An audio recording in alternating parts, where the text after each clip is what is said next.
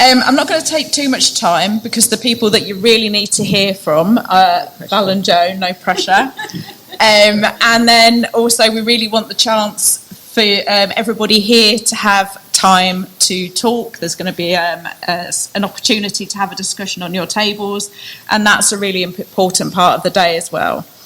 But I just want to tell you a little bit about us and explain who Healthwatch is and how this piece of work came about. So Healthwatch is an independent organisation. It's not part of the NHS, it's not part of the council, but we are set up in legislation. So it's a statutory duty or a statutory obligation that every area has a Healthwatch.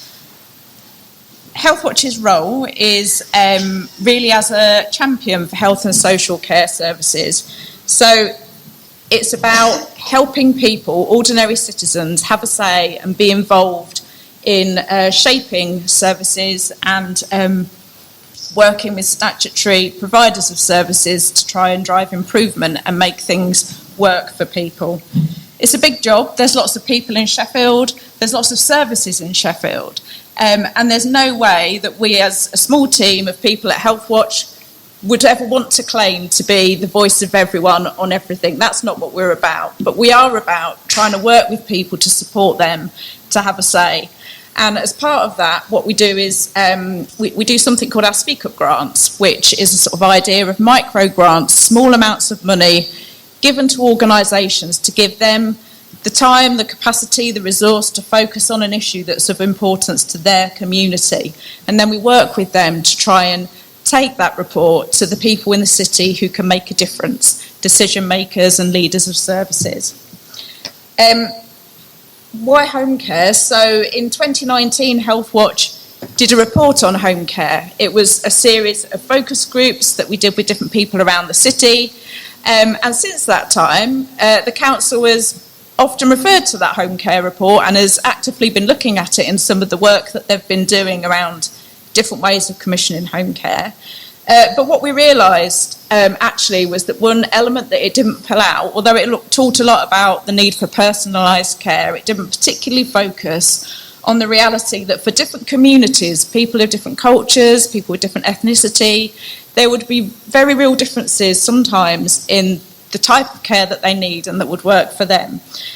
So recognising that as a gap, we reached out to SACMA and they kindly agreed to do this work with us to look at the experience of the African Caribbean community and accessing social care. So I'm going to hand over to the lovely Joan and Val to talk to you about what we've done. I'd just like to first of all just say thank you once again, Lucy, for the support that you gave us on Zoom. It was excellent, so thank you for that, for working with us, putting up with us. Now, just like to say, it's really good to be here with you all this afternoon. Now, this morning, I said that David had forced us, kicked us out of retirement, both myself and Joan, to do this. And between us, we've been retired for 18 years. Now, somebody came to me at lunchtime and said, wow, you don't look like you've been retired between you for 18 years. So I must add this afternoon that it was early retirement for both of us. Yes, definitely early retirement. So, but it's been a labour of love actually doing this. It's been challenging. We've been through challenges since we started the project in May. We worked from May until June and managed to get the report written up, which was phenomenal, really, that we managed to do that. And but yes, it's been a labour of love. We've got shared experience with care. And, you know, it was wonderful working with the participants and the professionals who helped us in this interview. So I'll just hand over. Okay, and as Val says, I'm Joan, also out of retirement. And when this is finished, we're going back into retirement. This is too much like hard work. It's like when I was up at 6 this morning, dressed and showered and out by 8. It's like, no, that doesn't happen. So that traffic, yeah, peak traffic. Yeah. What is that? we don't do traffic. So that was a lot. But like Val said, we've got shared experience and of home care, and for both of us, it's been like particularly hard because my mum just passed recently, like July. Val's mum just passed in March. Both of them have been involved in the care, and so we saw up close and personal what the care system is like and how broken it is. And so I think us doing this work, it's kind of really close to our heart. And also the fact that we've been up at ridiculous hours and coming out and writing things, and really expect that something is going to happen from this. Yeah. The thing that we did this... sorry? I think just to say that because we feel so passionate about this report, the last thing we want to have is that it's placed on a shelf and nothing is done. Yeah. You know, we've invested time, we've invested emotion, everything. We've invested into our wonderful community. We've worked with new people. So we don't want this just to be another report that is done and then thrown away. Yeah. And the fact is, I mean, the people that actually worked with us, the participants, they were incredible, sharing their stories. And as you know, as a community, we're very private, so getting people's stomach, basically, and getting up in their business was not something that they did lightly. So we don't expect, and they certainly don't expect, that this is just going to be a report that's put on a shelf. Yeah. So we had 19 participants. We interviewed 19 participants via Zoom. We had the first one was for the service users, for the recipients of care. The second one was for the professionals, and one, Coral, is here today. And the third one was a joint meeting where both of them could get together and express their views, their concerns and everything. So that was 3. Now, the questions that we asked in the Zoom interviews. We also did video interviews, and there's a couple of, she's gone. There's a couple of people I did video interviews with as well who couldn't make the Zoom meetings. So the questions that we asked was, the first one was, what went well? What didn't go so well? And what does good look like? So if resources were unlimited, then what would you like to see? And the professionals had an extra one. What would make you recommend a service user to an agency? What would make you recommend an agency? So those were the 4 questions that we asked. Mm-hmm. Nikki, Is that you? I want to swap. So the first question. So we're just going to summarise some of the key findings. Now, the report is quite comprehensive, so I do hope that you will read it and follow with us as we speak. So what went well?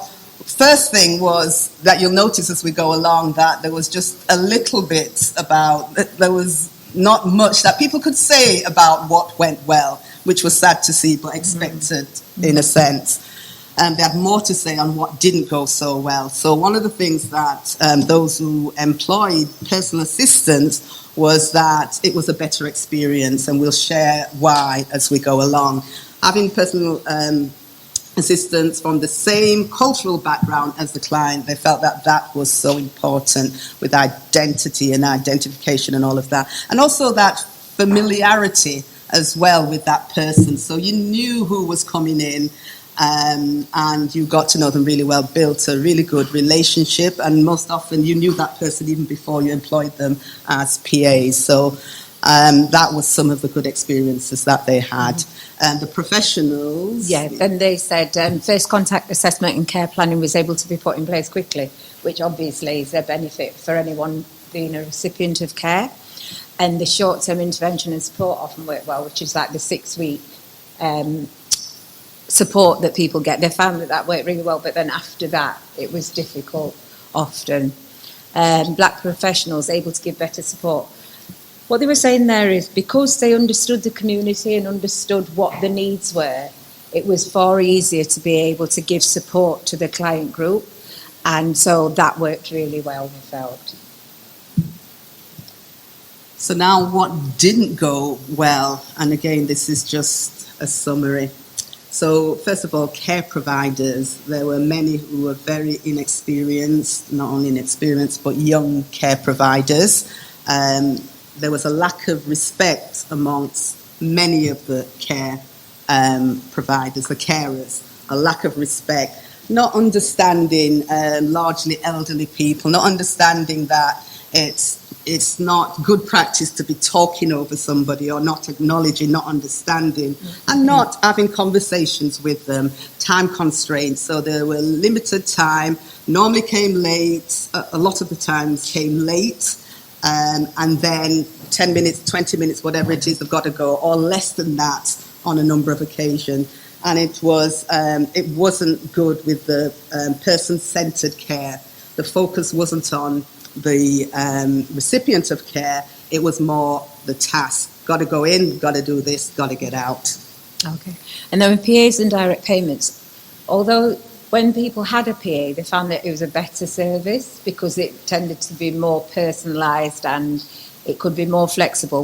But what was difficult there was the challenge in finding PAs and the fact of doing recruitment and adverts and all that. It was a lot with a complex administrative process, and people found that quite difficult as well. And then if their PAs needed holidays, then it was difficult to find holiday and sickness cover. So they were the challenges and what didn't go well with of the side of having the PAs. Yeah. There was, she's left now, but there was one of the participants who said that she had to take leave, extended leave from work. She had a PA who retired, and in order to, she couldn't find another one, so she had to take extended leave. So it is a problem, a major problem. Next. Poor communication, again, not listening or not accommodating the recipient of care's needs. We used to say carees, didn't we? Yeah, It's we a made our own long-winded word. recipient of care, so we made up a name. So if I say that, you know what I mean. It's not your dentures. Time spent chasing up agencies, so always following up. Why are they late? No communication to say that they are running late or they're not coming at all. One of the participants said that they went a whole weekend, without a carer attending, and there was no communication regarding that. Lack of communication regarding changes of visits, or again, one of the participants said that she requested specifically female carers, if that's at all possible, and on some occasions a male carer would attend, and there was no communication regarding that. So that was something else. Speaking over clients, I said that. And that fear of complaining, and I think a lot of our elders are like that. I think our generation is different because we were brought up in the system, but a fear of complaining, thinking that the care is not going to be, they will suffer from complaining. So that was something substantial that was reported. Okay, and then lack of culturally appropriate care. So a lack of diversity and understanding amongst carers. So often the carers that come in aren't from that group, which is understandable because there aren't enough carers in that group. But there was also the lack of understanding, so there'd be no training, no awareness given of what that particular person needed. And so a lot of it, we'll come on to it about person-centred care, but it relates to this. And no investigation when closing cases after breakdown. So sometimes the carers would come and they would be in someone's home and they would keep saying, I can't understand you, I can't understand it, or just doing exactly what they wanted. And so the people got to the point where they did not want people coming in their home disrespecting them and feeling like a burden. So they just said they didn't want care, rather than, even though they needed it. And rather than actually finding out why the care had broken down, the cases were just closed. I don't know if it was just easier, but that was what happened. And so that wasn't good. And appropriate care harder to access in some areas of the city.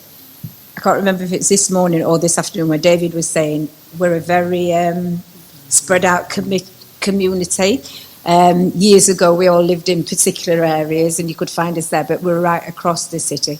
And so when it's done on a geographical basis, it's difficult. And so it's like harder to access some care, appropriate care in some areas of the city. So that was another thing that was difficult. And again, if the training and as a basic was involved, then it would make it easier and better for people. Finances. We entitled this generational wealth, and what we mean by that is that our parents, our elders came to this country in the 1950s, 1960s largely, and they came for 5 years, and they came for economic reasons to build up enough reserves to go back home. That was the intention. A few did go back, but many stayed. And they have acquired property. Some of them, many of them have acquired property and built up some wealth. But I jumped in this morning, I have to jump in again now, because they came in the 50s, and in the 50s they didn't have opportunities to rent properties from the indigenous community. They weren't able to go on social care housing lists, they weren't eligible. And so a group would band together, how many ever, and buy a property. And then loads of families would live in one house until they could build up enough to move out and buy their own. And so owner occupation was the only alternative, really, for people from the Caribbean. And the other thing that we should just say is that they didn't just come to build up, they were invited here to rebuild the country after World War II, and that's how the Windrush generation is here. So that's all right. So for the first time, they have built up some kind of wealth to pass on to their children and their children's children.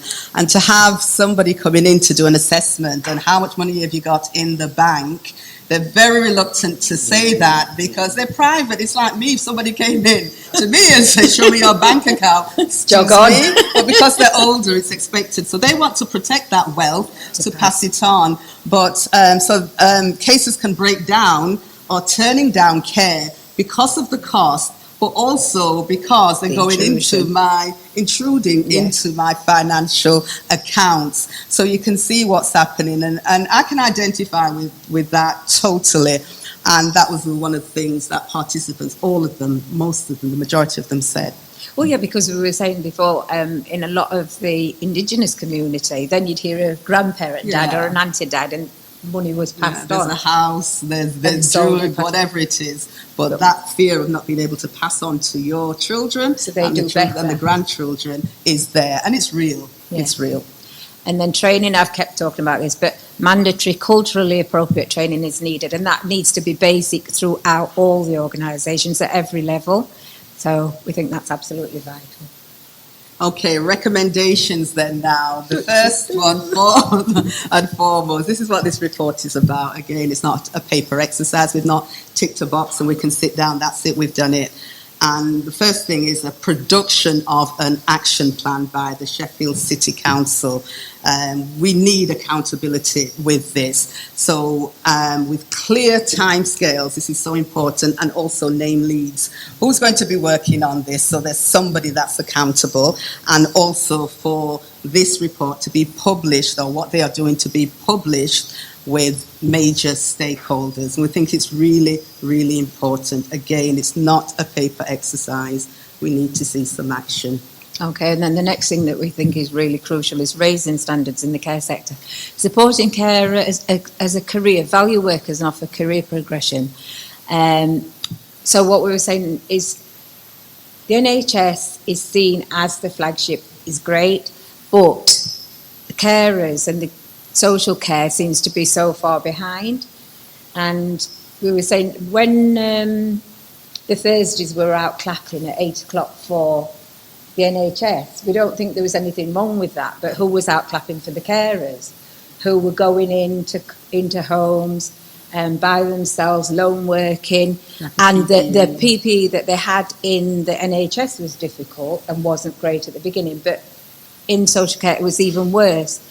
And so we're sort of saying, if there's a career, if you value workers, if you offer career progression, people not just come into it as a stopgap, people will start raising the expectations, and people will look at it and it will be valued. And then we were saying about appropriate pay, so appropriate levels of pay. So, for example, in some cases we were hearing where shelf stackers are paid more than carers. That cannot be right. You're in someone's home, responsible for them when they're the most vulnerable, when they need the best standard of care possible, and appropriate levels of remuneration are just absolutely required. Minimum level of mandatory training, we've got a typo there, yay, saying person-centred care and needs of diverse communities. So we keep saying, if you look at the person and work out what the person needs, then it'll be far simpler, far easier. The staff will come in and do a good job. The recipients will be happier. You'll get it right in the first place. And then building in travelling time to provide good, timely and punctual care for all. Often we'll see carers and they're allocated 3 20-minute slots in an hour.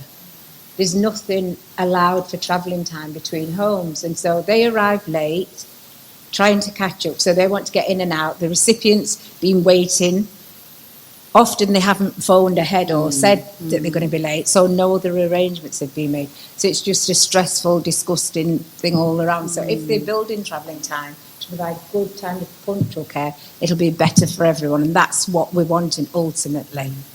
We're looking at what does good look like. Yes. These are some of the recommendations. Next slide, please. So thirdly, recruitment and increasing the diversity of the workforce. So again, for Sheffield City Council to do a focused piece of work to promote diversity in carers at all levels of the organisation linked to the council. And again, you know, it's 2021 now, and to be saying this, it's like this should be happening anyway, but we put that down as a recommendation because it's not happening. Secondly, adopt best practice around recruiting, supporting and development of diverse workforce. And I think recruiting as well as retention as well, because it may be that they are being recruited, the carers, but we're not retaining them. I was speaking to somebody at lunchtime, I forgot his name actually, I'm pointing to the chair. He's not there, Chris Boyle, that's it. And, you know, so we're talking about recruitment and retention. So 50% of the carers, I know my brain Marva's smiling, I forget these things, I know, it's that retirement, I know. And yes, so retention. So 50% of carers will leave, all right? So we can't keep doing the same thing and getting the same results. So we need to look at recruitment as well as retention. Yeah, because that's linking back to, if it's seen as a career, and it's not just a stopgap, there's a progression, you can see where you're going. So delivering client-focused and culturally appropriate care. Care plans based on specific cultural needs assessments. When we say some of these things, we almost feel like, does this need saying? But yes, it does, because it's not happening. And so we're saying that all the care plans should be based on specific cultural needs assessments. And then the supervisors should be checking that that's happening. So they're saying to the staff, where's the evidence that you have carried out a cultural needs assessment to be able to supply care for this person? And it shouldn't be foreign now, because I mean, I've been retired 12 years, and in my day, they were on about environmental impact assessments. Everything that you did, you'd got to have that. So if you had it almost standardly that you've got to have this kind of evidence, it becomes simple, it becomes second nature. Continuity and consistency of care as far as possible. So what we're saying there is, instead of lots of different people coming every day, they could get like small teams of carers that could work in a specific patch, for example, and then it's like they can start building rapport with the clients can start to trust them, and especially, you know, where people have got dementia, mental health needs, other difficulties, each time having to explain again to somebody else, or somebody just coming in and doing it their own way, not actually taking into account the people's preference. So we're involving clients and their families in care planning. If you've involved your clients and your families, it makes it so much simpler, so much easier. And if you've got that same regular set of people coming, they know what to do, they just come in, and then they can speed up because they are coming in regularly, they know what's expected, they know what's needed, they can get on with it. And then this is vital. See recipients of care as valued human beings with dreams, goals and aspirations. Yes, they might be vulnerable, yes, they might need care, but they are still human beings. They've still got dreams, goals and aspirations. It might only be, I want to get to the end of the road today. I want to make my own lunch. But they still have got them, and it's actually seeing people as people and not just seeing it as all task-orientated. If we move to a person-centred approach, it'll be so much better, and people will have a better experience, and we won't be doing this again. Sheffield City Council monitoring of care providers and transparency around commissioning. She's on one, sorry. All right, so this needs to be regularly reviewed. List of approved care providers who consistently deliver good service. This morning I talked about, similar to Ofsted, regular reviews taking place. And that's not difficult to do. You know, things change and we need to hold them accountable, and that needs to be monitored. Contracts and commissioning bodies should use specific criteria and objectives within contract to care providers that are readily available to clients. So, you know, involve the clients in the care and the services that you are offering. The participants said they were in the dark about a lot of the things that were being done for them, to them. Let's involve them. That was a major area of concern as well. Yeah. Receive feedback from people receiving care and their relatives. That shouldn't be seen as a threat, and that shouldn't be seen as they're complaining again. This is positive. It could be negative, but we need to know. How can we change the service if we don't know what's happening within it? Where concerns are identified, service users should be kept informed of actions taken.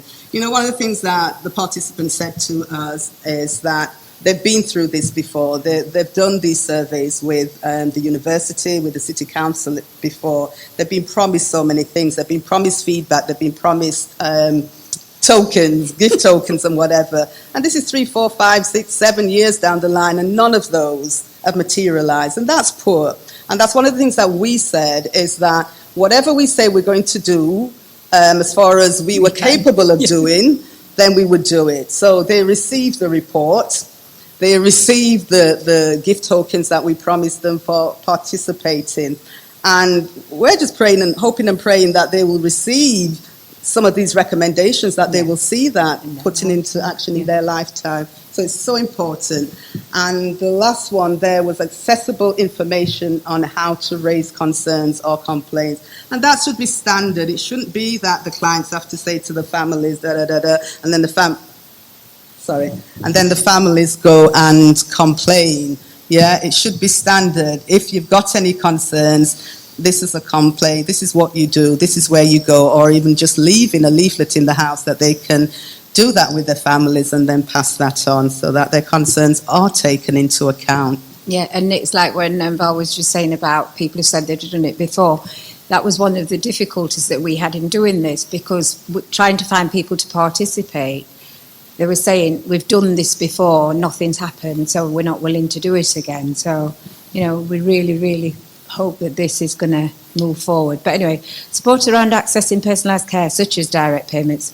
So more choice and control needed, e.g. individual service funds, which places less responsibility on the individual. And when we were talking before, people said that having PAs, it was a better experience, but the challenge was actually managing the budget, recruiting people, etc., etc. So these individual service funds, David knows more about those, but basically there's less responsibility on the individual to do this. So more support developed around direct payments, comprehensive, regularly updated database of PAs. So before we were saying about an approved list of contractors, it would be like an approved list of people who could be PAs, who could manage the budgets for them. So where it's saying culturally appropriate support for people managing direct payment provided by organisations rooted in different communities. This morning, and this afternoon they were saying Sonia's doing some of the self-directed support and managing the budgets, because people want to maybe have other options than they've got at present, but the thought of having to do all that themselves puts them off completely. So if they've got that support and that help, then that would be useful. Are you two sleeping? Is that No. heavy lunch? Is it a heavy lunch? They're fighting to do comprehensive. All that rice and peas. So 7, we're coming down now, we're nearly finished. Developing understanding and support around the cost of care. And that again, finance. We are private people generally, especially those who many people are. I am a private person, so to give, and many of them didn't know how much they would be paying for the care. So something simple as, putting that up front, this is what it's going to cost, this is how much you will be paying. Something simple as that is a recommendation. We're recommending that. And access to independent advice and support. So oftentimes the elders cannot articulate their needs, because of a disability, because of lack of understanding, whatever it is. So some kind of advocacy work would be excellent for them. And the council should monitor data of clients declining care due to cost, and that's something we said earlier. So what are the reasons? Why are you declining care? Is it in their best interest to decline care? How can we support that? If it is around finances, how can we help with that? Because, if they're being assessed, obviously they are needing care, right? So how can we help that rather than, okay, they've declined off the books, on to the next person? Yeah. Yeah, and linking into that, it's when we're kind of saying, someone said, who would ever agree to this thing and they had no clue how much it cost? Who would ever do that? But that's what we're expecting people to do. It's not appropriate. It just doesn't make sense. We wouldn't do it. Why do we expect clients to do it? And then the last one, culturally appropriate advocacy, which we think is really vitally important. Advocates employed from within the Caribbean community to support those unable to fully articulate their own needs, to ensure all needs of the clients are being met. So someone who can speak up for them. Often we'll get literature or letters or whatever, and the language that's used, it's so difficult to understand, and so it's somebody being able to understand it, to interpret it for them, to speak up for them, to present their needs. You know, if they don't feel able to do that themselves, and there's someone around to be able to support them. So people from their own community, often if you see somebody coming in and you say, oh, somebody looks like me, they're going to understand what I'm on about. I haven't got to explain to the last nth degree. It just makes such a difference. And so we're saying from this community. I'll let you do it finally. I was just thinking when you just said that about appropriate advocacy. I was advocating for a patient actually in a hospital one time, and he collapsed, so wasn't sure if he'd had a stroke or what was going on. And the doctor came to him and, you know, they asked a series of questions just to see his cognitive function. And they said, who's the monarch of this country? And he just stared at them blankly. Yeah. And he kept repeating it. And if I wasn't there to say, use another word, who's the queen? Yes. Who's the queen? Because they know the queen, but monarch, you know, something simple, you know, changing the language so that they can understand rather than ticking that box. They don't understand anything. Yeah. There's lots of ways that we can simplify things. Yeah. So appropriate advocacy is definitely needed. Yes. So, and we'll just say, finally, we recommend that central government should be approached if necessary to help with funding some of the recommendations of this report. Because we know that the council is stretched, we accept that.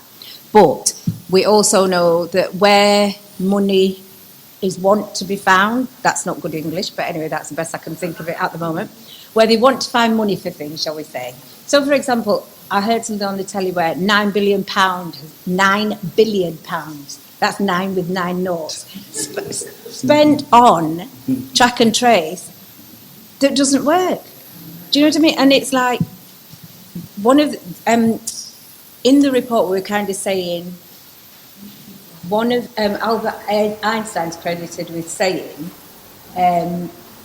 keeping and doing basically the same thing and expecting different results is the definition of insanity. And it's like, this has been happening for how long? The conclusion that people came to was that the system is broken, a fundamental change needs to happen. And also, like a wraparound service was suggested, because the other thing that people are finding is very disjointed. So this person's dealing with this person's dealing with, and it never the two shall meet. So it's like that silo mentality. Whereas it's like, even when you go to the doctors or something, they look at your finger, but they'll not look at the rest of you. Oh, and it's like you're coming back. Whereas if they just did it holistically once, and this is what we're suggesting for this, look at the whole person, look at what they need and provide that from the beginning. Job's done, cheaper, less complaints. So I think we're finished. Thank you very much.